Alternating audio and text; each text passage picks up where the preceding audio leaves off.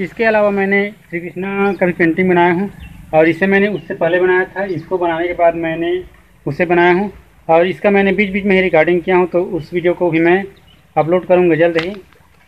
और आज मैं कबीर साहब को बना रहा हूँ, लेकिन अभी उसका रिकॉर्डिंग नहीं किया हूँ। यदि उसे आप देखना चाहते हैं तो उसे भी मैं बताऊँगा।